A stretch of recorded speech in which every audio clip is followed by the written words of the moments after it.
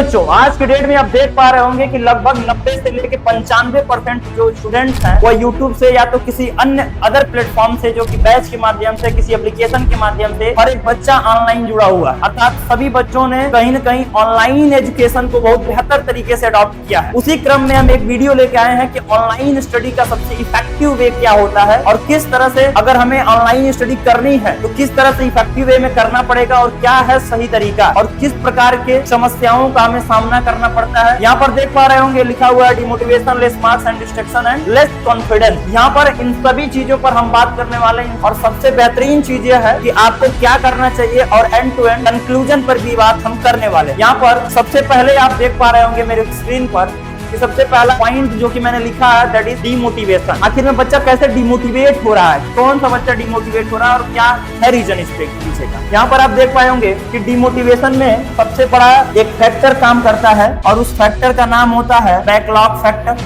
जिसके लिए हमने एक वीडियो बना दिया था पहले ही। बैकलॉग क्या है, बहुत सारे कारण होते हैं बैकलॉग को कैसे कंप्लीट किया जाता है, वीडियो में बताई भी थी।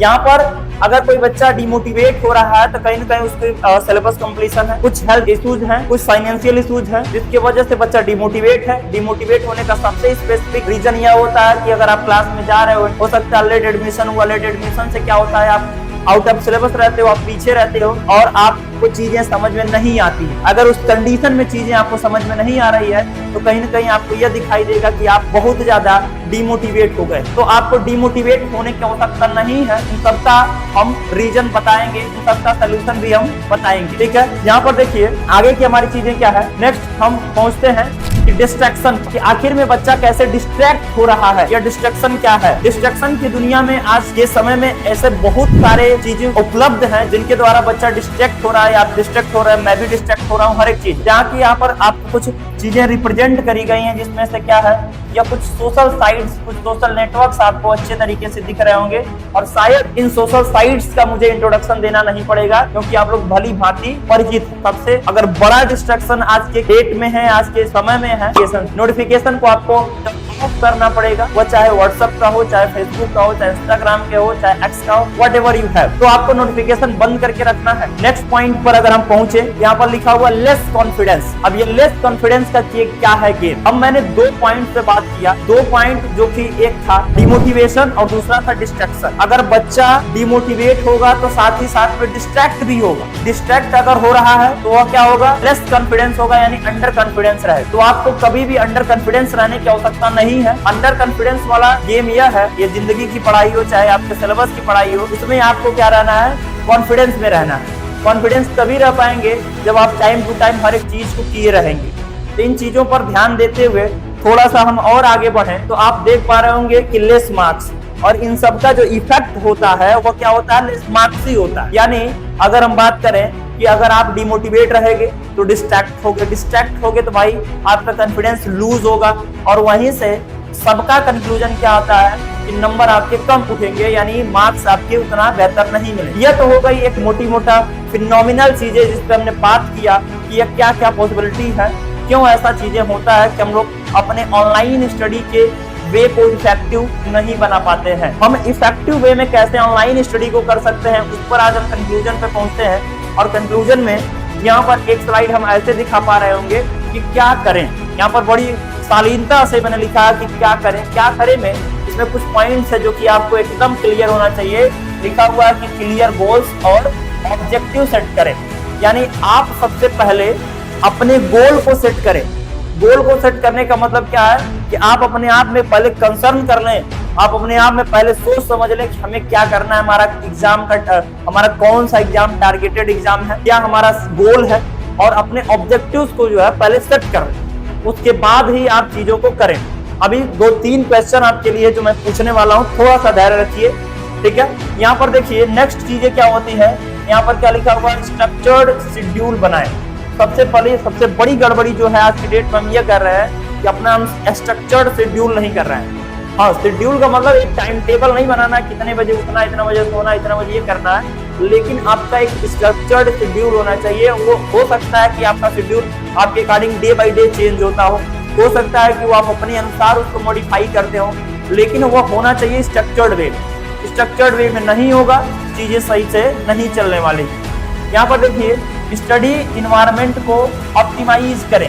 अब स्टडी इन्वायरमेंट को ऑप्टिमाइज करने में मैं दोनों केस को करता हूँ, दोनों केस बताता हूँ कि कैसे क्या होता है कि कभी कभी रिसोर्सेज कम होते हैं तो कभी कभी रिसोर्सेज अधिक हो जाते हैं। तो रिसोर्सेज कम होना भी गड़बड़ है और रिसोर्सेज अधिक रखना भी क्या है, गड़बड़ है। अगर आपके पास में रिसोर्सेज इतना ज्यादा हो गए हैं कि आप उसमें मल्टीपल टाइम लेके परेशान हो रहे हो कि कौन सा पढ़े कौन सा ना पढ़े, क्या करें क्या ना करें, यह उस चीज को आपको ऑप्टिमाइज करना पड़ेगा। ठीक है, यहाँ पर देखिए एक साथ साथ में इन्वायरमेंट भी क्रिएट करना पड़ेगा। आप कहीं बैठ जा रहे हो, कहीं कुछ भी कर रहे हो, सो के पढ़ रहे हो, it's not fair any more. ठीक है, तो आपको उसका एक इन्वायरमेंट भी क्रिएट करना होगा, तब जाके आप बेहतर तरीके से उस चीज से ओवरकम हो पाएंगे। चलिए यहाँ पर समझिए कि एक्टिव लर्निंग टेक्निक अडॉप्ट करें। एक्टिव लर्निंग टेक्निक क्या होता है, इस पर थोड़ी सी बात करते हैं। एक्टिव लर्निंग टेक्निक मींस कि आपको ऐसे टेक्निक पर काम करना है जो आपके माइंड को एक्टिवली वर्क प्रोसेस में रखे, यानी आपको ऐसा घिसा पीटा जो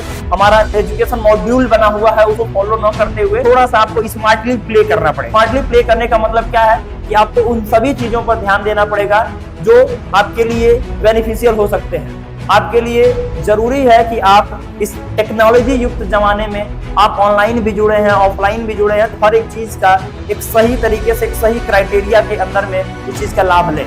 चलिए यहाँ पे देखिए, यहाँ पे क्या लिखा हुआ, हेल्थ एंड वेल बीइंग का ख्याल रखें। One of the most important thing we have to know about it. अब यहाँ पर मैंने ये चीजें बोला है कि हेल्थ और वेल बीइंग का ख्याल रखना है, ये सबसे बड़ा फैक्टर होता है हमारे स्टडी पीरियड। स्टडी पीरियड में सबसे बड़ा फैक्टर कैसे है, अगर आप अंदर से हेल्दी नहीं है, अपने आप को मेंटली, फिजिकली और साइकोलॉजिकली हर तरह से फिट नहीं पाते हैं, तो आपका जो दिन है या स्टडी है वो एफिशिएंट और प्रोडक्टिव नहीं होगा। तो सबसे पहले आपको अच्छे तरीके से मील्स अपनी लेनी है, अच्छे तरीके से नींद पूरी करनी है एंड ऑल, सभी चीजों को आपको इफेक्टिव बनाना है। के बाद में अगर हम बात करें, यहाँ पे क्या लिखा है, सीक हेल्प जब जरूरत हो।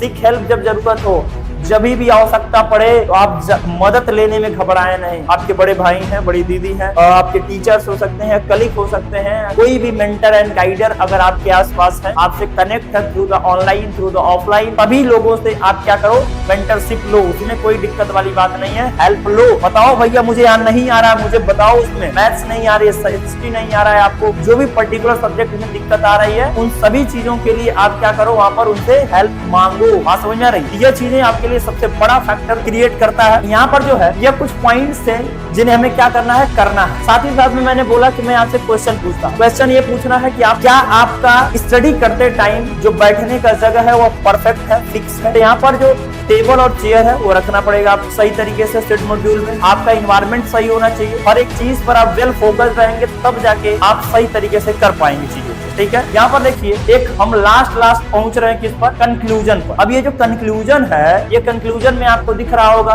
कि ऑनलाइन स्टडी को इफेक्टिव बनाने के लिए आपको डिसिप्लिन तो भाई हर जगह, ऑनलाइन पढ़ रहे हो चाहे ऑफलाइन पढ़ रहे हो, चाहे जिंदगी में कुछ भी कर रहे हो, पढ़ रहे हो चाहे ना पढ़ रहे हो, discipline is a important thing. अगर जिंदगी में डिसिप्लिन नहीं है तो बहुत समझते, ठीक है, क्योंकि डिसिप्लिन के अलावा दूसरा चीज जो दूसरा पेन मिलता है, द पेन ऑफ रेग्रेट होता है, और the pain of regret is more painful in comparatively the pain of discipline. इस बात को हमें याद रखना पड़ेगा। ठीक है, यहाँ पर देखिए ऑनलाइन स्टडी को इफेक्टिव बनाने के लिए आपको क्या होना चाहिए, आपको डिसिप्लिन, ऑर्गेनाइज, ठीक है ना, तो ऑर्गेनाइजेशन में जो है उसके बाद में इंगेजमेंट, ठीक है, और मेंटेन करना पड़ेगा। यानी डिसिप्लिन को मेंटेन करिए, ऑर्गेनाइजेशन को मेंटेन करिए, साथ साथ में इंगेजमेंट को मेंटेन करना है। अब यह डिसिप्लिन, ऑर्गेनाइजेशन या हम जो यहाँ पर लिखे हैं इंगेजमेंट को कैसे मेंटेन करना होगा ये भी थोड़ा सा समझिए। डिसिप्लिन का मतलब अगर आपने ठान लिया है कि मुझे 4 घंटे पढ़ने, पर्टिकुलर पर डे में, आप 70 घंटा ना पढ़ो, लेकिन जो 4 घंटा पढ़ रहे हो उसी को आप कंटिन्यूटी में उसको कन्वर्ट करो, ठीक है, तब जाके वो चीजें असिस्ट करेंगी एक्चुअल में। तो यहाँ पर ऑर्गेनाइजेशन में यानी उन सभी चीजों को एक ऑर्गेनाइज वे में ले जाना है आपको, कभी कुछ ऐसे फालतू नहीं करना है। इंगेजमेंट के साथ में जिससे आप इंगेज हो रहे हो, जिससे आप इंटरैक्ट हो रहे हो, उसको उसी परफेक्ट वे में उनसे कन्वर्सेशन रखना है, ठीक है, करना होगा। यहाँ पर लिखा हुआ है कि इन स्ट्रेटेजीज को अपने रूटीन में इंटीग्रेट करने से आप अपनी लर्निंग गोल को, ठीक है, एफिशिएंटली अचीव कर सकते हैं। यानी इन सभी चीजों को, ये जो 3 चीजें हैं, डिसिप्लिन, ऑर्गेनाइजेशन और क्या है, इंगेजमेंट, अगर इन सभी चीजों को आप अपने रूटीन में मेंशन करते हैं, अपने रूटीन में लाते हैं, तो आप इन सभी चीजों को अच्छे तरीके से कर सकते हैं। तो सबसे पहला यह कंक्लूजन जो मैंने लिखा, जो मैंने बताया, इसके साथ साथ में अब जो है मैं कुछ अपने तरफ से 1-2 और टिप्स देके जाता हूँ। एंड टू एंड कंक्लूजन यह निकलता है कि आपको अपना गोल सेट कर लेना है, आपको डिमोटिवेट नहीं होना है, डिस्ट्रैक्ट नहीं होना है। डिमोटिवेट होंगे, डिस्ट्रैक्ट होंगे तो कॉन्फिडेंस लूज होगा और उसका परिणाम यह आएगा कि आपके मार्क्स भी क्या होंगे, कम होंगे। ठीक, उसके बाद अगर हम और आगे चीजों पर बात करें तो वहां पर आपको एक स्टडी गोल सेट करना है, दूसरे से हेल्प भी ले सकते हैं। दूसरे से हेल्प लेने के साथ साथ में आप अपने स्टडी रिसोर्सेज को भी ऑप्टिमाइज करिए कि कितने ज्यादा सोर्सेज से पढ़ना, कितना अधिक रिसोर्सेज से नहीं पढ़ना है, ये सब आपको सोचना पड़ेगा। इन सभी चीजों के साथ में आज मैं विदा लेना चाहूंगा कि आपने मेरा वीडियो यहाँ तक एंड टू एंड जो है उसको देखने का प्रयास किया। सभी लोगों को बहुत बहुत धन्यवाद। Thank you so much for being here.